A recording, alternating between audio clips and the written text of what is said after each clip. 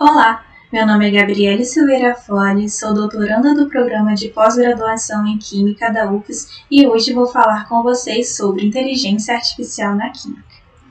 Aqui, dividi em 3 tópicos, sendo o que seria essa inteligência artificial, para o que ela serve e também suas aplicações na química.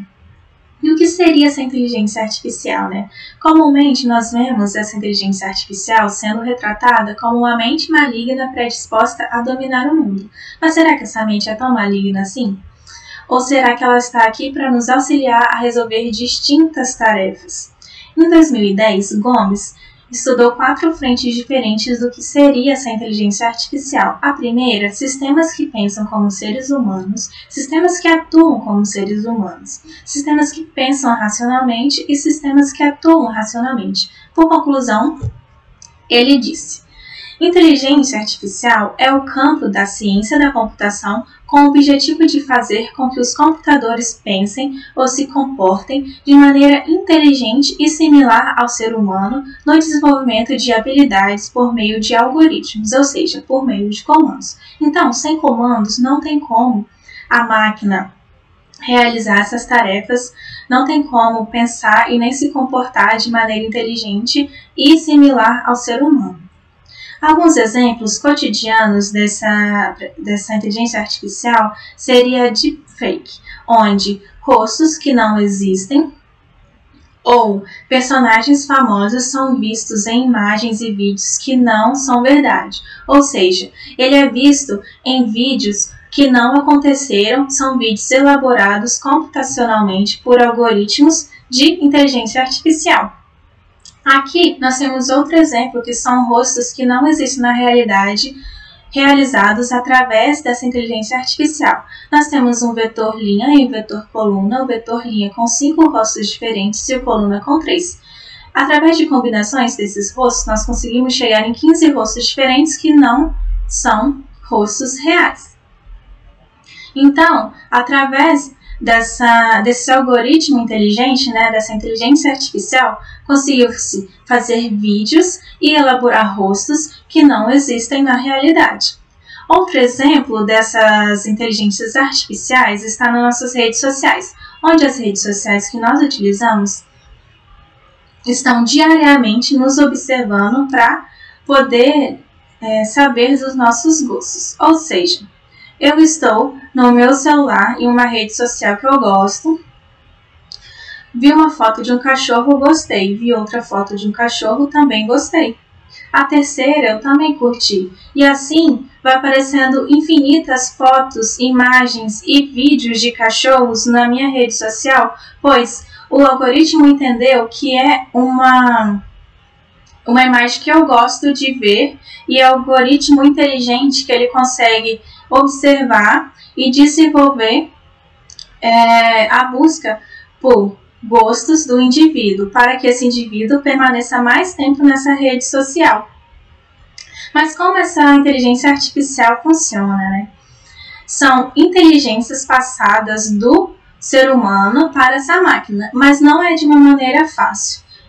Genericamente, são semelhanças ou diferenças entre grupos distintos que serão absorvidas por essa máquina, ou seja, são parâmetros de entrada que serão absorvidas, também chamadas de input, por essa máquina, para a gente poder criar essa inteligência artificial e através desses parâmetros de entrada, essa máquina vai conseguir diferenciar o que é certo e o que é errado. Na química, um exemplo geral de como funcionaria essa aprendizagem de máquina seria classes distintas, ou seja, aqui nós temos 2 classes diferentes, a classe de aves e a classe de mamíferos, onde a classe de aves é diferente da classe de mamíferos e animais que possuem a classe aves possuem semelhanças entre si e os animais que possuem a classe de mamíferos também possuem semelhanças entre si.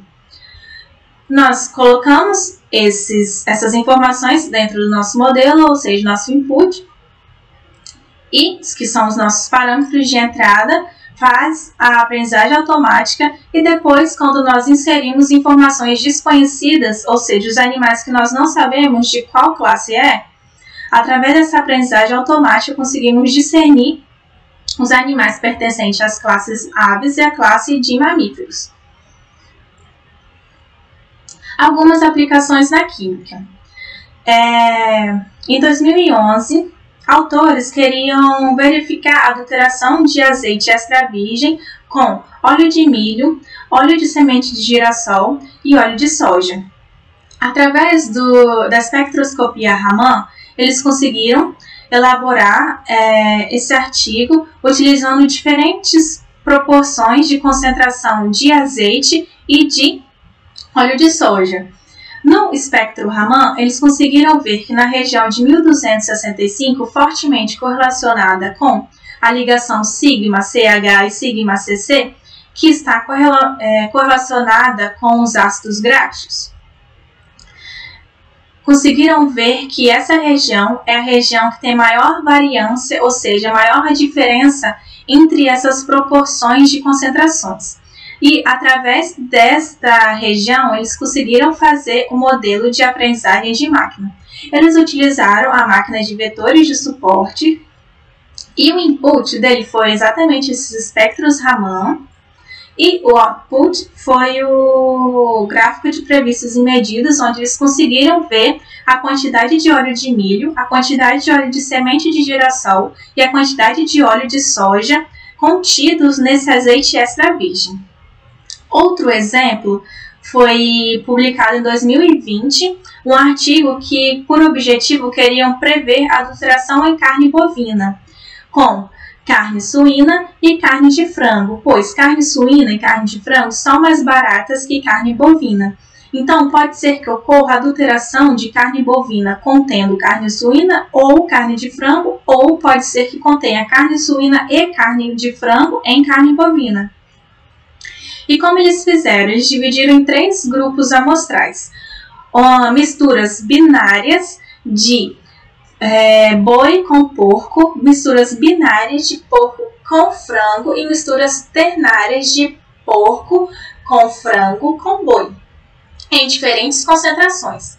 Essas amostras foram adquiridas no Spectros Micronir, que é a região do infravermelho no próximo, e esses espectros de Micronir, eles foram tidos como os parâmetros de entrada, nossos inputs, para poder fazer a nossa máquina de vetores de suporte, o SVM, que é a nossa aprendizagem de máquina, e como os parâmetros de saída foi tido o gráfico de previstos e medidos, e assim eles conseguiram prever a quantidade de porco e a quantidade de frango presente na carne bovina. Outro exemplo foi tido em 2000, onde eles viram a previsão de estabilidade de óleos vegetais através da rede de inteligência artificial. Eles utilizaram a rede neural para prever a estabilidade de 13 óleos vegetais. E o parâmetro de entrada mais importante para prever essa estabilidade foi exatamente o índice de peróxido.